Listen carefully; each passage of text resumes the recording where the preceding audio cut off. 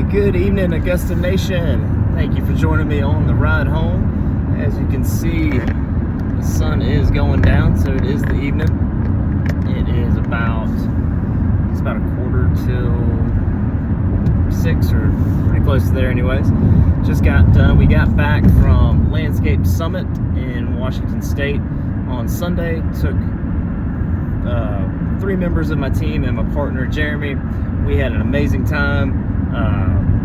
Tons of great information from Mike and Marcus, the keynotes there, and the 3 team members that came with us, they were super engaged.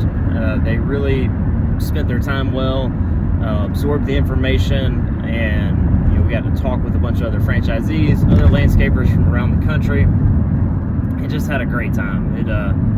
It beat the heck out of the virtual conference from last year. So if you did not come to the event, definitely would be thinking about making plans for next year. An amazing resource for knowledge of growing your business, becoming more profitable, systems centered, so that you can have a business, so that you can build a business that does not rely on yourself, your personality, or even your operational capacity as an owner. So that is, if you're looking for information that will allow you to take control of your business and to really have an asset that produces income for you, definitely a whole lot of hard work, but it is definitely available in the green industry.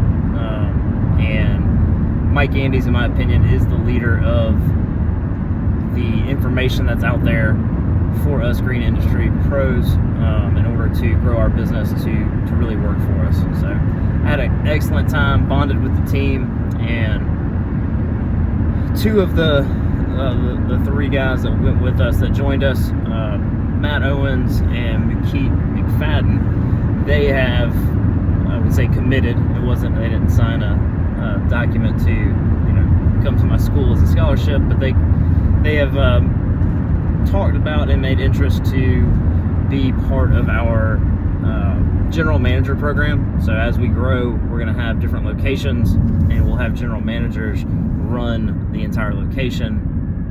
They will have start out at a $48,000 a year salary with 25% profit share, and then eventually we'll have 50% in the opportunity to purchase it. So that's how we're going to grow. And I know Cody he came with us as well.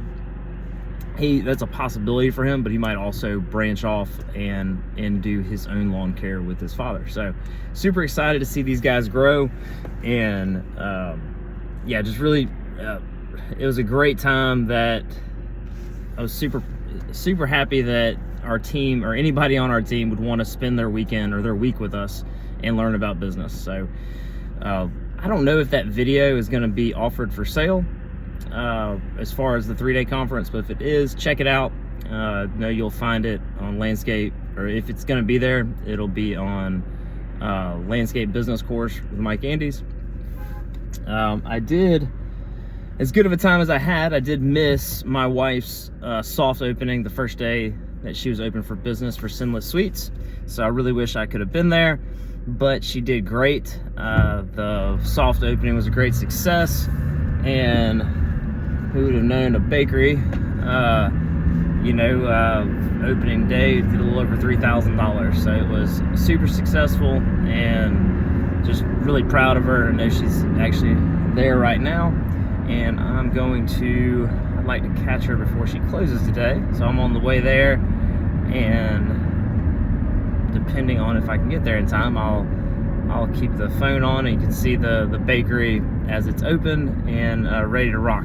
So I know in a lot of videos it went from just a empty old office or a shell of a building to what it is now. So super excited for her, and about to go check that out right now. This year's conference over there in Washington did have a different component to it. There's a keynote speaker.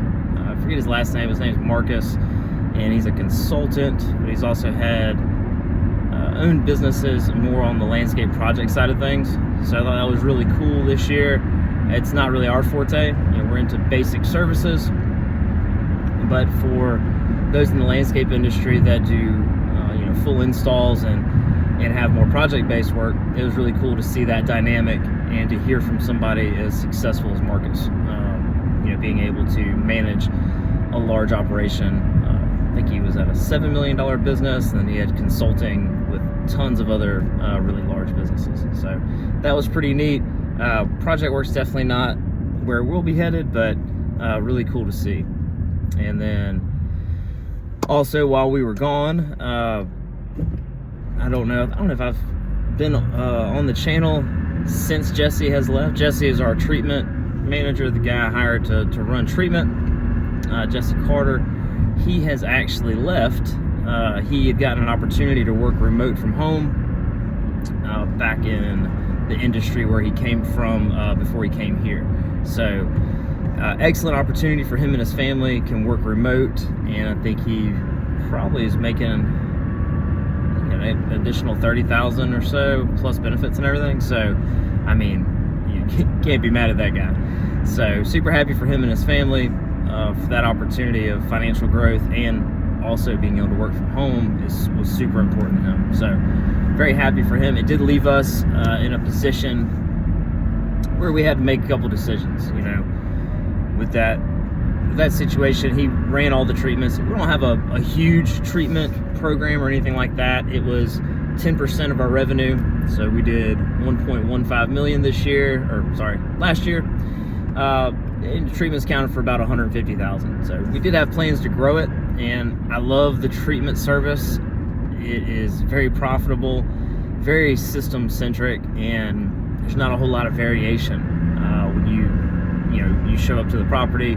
You're killing weeds, or you're putting in fertilizer to make it green. So, you know, with lawns, yeah, you could say you're cutting, but it definitely changes from day to day. You got a whole lot more machinery and manpower. So really enjoyed the treatment side of the business.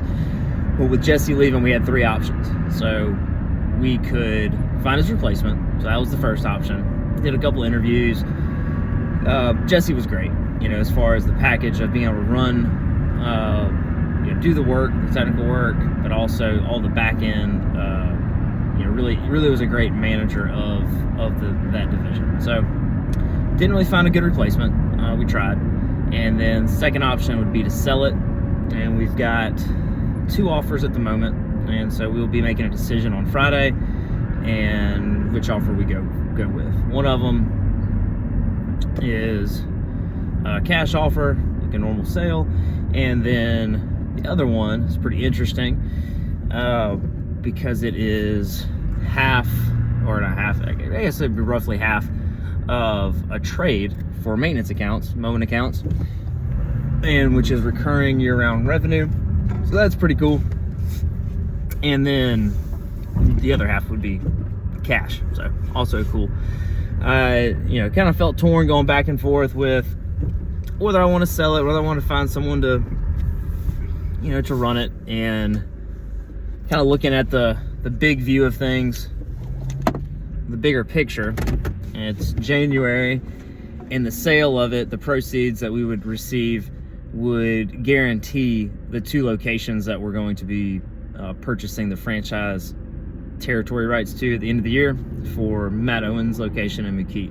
So it being very early in the first quarter and being able to secure a win as far as the funds for those locations, I think that's the best decision. So whether or not it's going to be the offer of the maintenance accounts plus cash, or just the cash, it's going to be the offer we take. And it kind of, as far as